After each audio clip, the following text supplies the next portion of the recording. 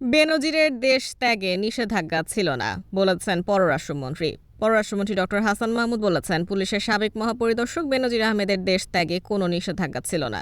সে কোথায় যাবে এ ব্যাপারে কোনো নিষেধাজ্ঞা ছিল না, তাই তিনি তার প্রয়োজনে কোথাও যেতেই পারেন। তিনি আগামী ৬ জুন দুদকের তলবে হাজির হচ্ছেন কিনা সেটি এখন দেখার বিষয়। সোমবার ৩ জুন দুপুরে পররাষ্ট্র মন্ত্রণালয়ে অ্যান্টিগা ও নিউ ইয়র্ক সফর পরবর্তী মিডিয়া ব্রিফিংয়ে বিভিন্ন প্রশ্নের উত্তরে পররাষ্ট্রমন্ত্রী এসব কথা বলেন। পররাষ্ট্রমন্ত্রী বলেন, বেনজির আজিজ ইস্যুতে পররাষ্ট্রমন্ত্রী বলেন, আমাদের দুদক, আমাদের আদালত স্বাধীনভাবে কাজ করছে বলেই বিষয়গুলো উঠে আসছে।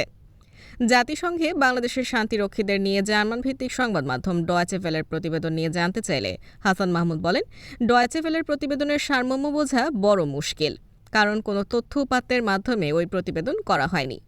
জাতিসংঘ শান্তিরক্ষী কার্যক্রমে আমাদের অবদানকে খাটো করার জন্য, বাংলাদেশের অবদানকে হেয় করার উদ্দেশ্যেই ডয়েচে ভেলের প্রতিবেদন।